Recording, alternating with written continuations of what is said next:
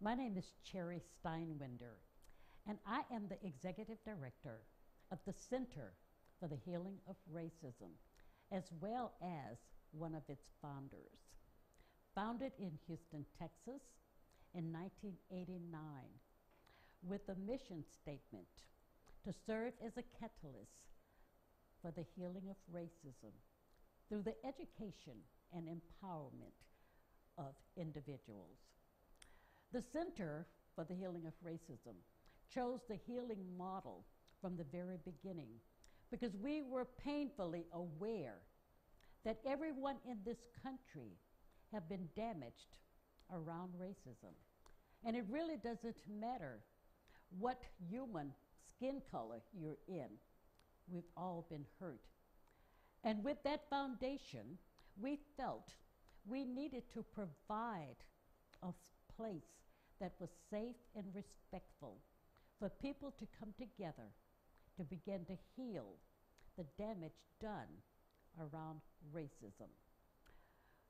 What is so important about this work, being able to take this program entitled Dialogue Racism to 45 states as well as 3 countries outside of the United States. We started programs as early as elementary schools because we felt it was so important for young students to have a foundation to begin to look at some of the negative stereotypes as well as a lot of the discrimination that we know exists around all of the social issues. The one that I feel I am most proud of is the Healing Racism class conducted every semester for high school seniors. It is a selective, and over the time, every semester since 1994, only 2 semesters did not make. I feel the Healing Racism class at St. Agnes Academy is so important. I will never forget one of the students saying that no student should ever come out of high school without having the information provided in that Healing Racism class. I have been instrumental in training all 4 of the teachers to teach that class. What is also important, every semester, over multiple times, I serve as one of the guest lecturers and have brought other members from the center into the classroom to aid the students in having additional information as well as processing the things that they have already heard and maybe some of the videotapes that they have seen within that class. The Healing Racism class, probably at least 1,500 students have been exposed to the information in the class.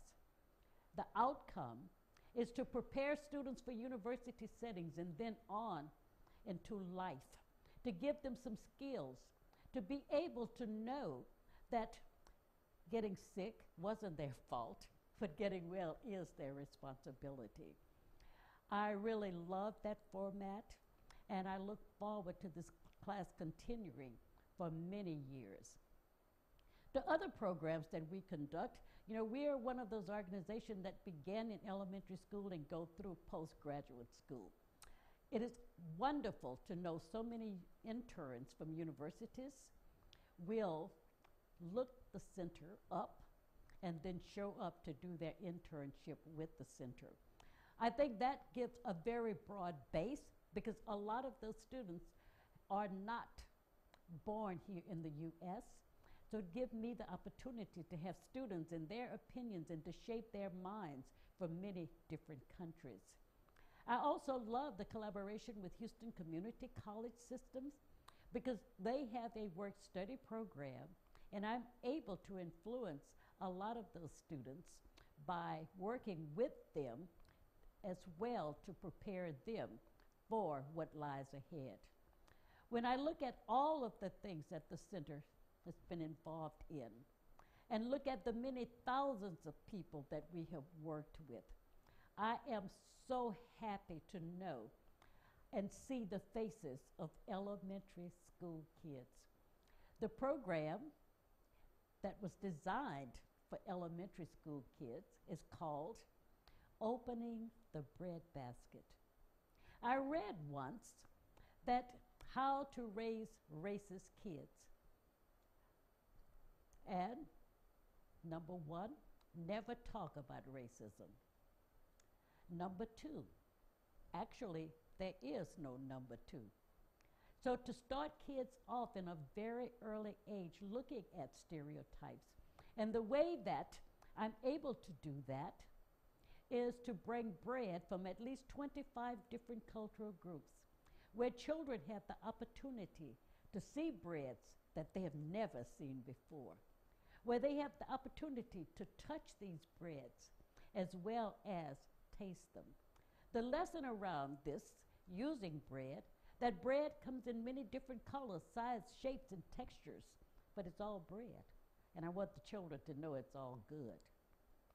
Little boys and girls come in different colors, different sizes, and different shapes, but we all belong to the same human family. This is a very powerful lesson. But I give children the opportunity to see some of the things that really hurt us as human beings. When little children are repeating things I know they heard from some big person, that I don't like you because of the color of your hair. I don't like you because of the shape of your eyes. I don't like you because of your religion or the shade of skin color you were born into. And Miss Cherry always wants the children to know that this really hurts not only the children, but it really hurt Miss Cherry. In order to be able to take this project further, I had the opportunity to publish a book entitled Bread is a Simple Food, Teaching Children About Cultures. With this book, there are many different breads highlighted in the book, but there are many stories that comes with bread. Many breads have very long histories. And so in doing this, you're not only learning and connecting children to one human family, but they get a chance to know some of those histories. As this work go on, and it must, racism it's almost like a shapeshifter. You know, like in Star Wars or some of the other movies like this, it changes over time. So we have to be constantly vigilant to be able to see the way that racism looked now in 2013. But keep the shape shifting in mind. The minute you think you got it, it can change. And you have to know what that change is. The Center for the Healing of Racism founded on the principle that racism hurt all of us. And it is up to us to begin that healing process. I invite all of you to be a part of it with us. If for more information, contact www.centerhealingracism.org. All lowercase, no space.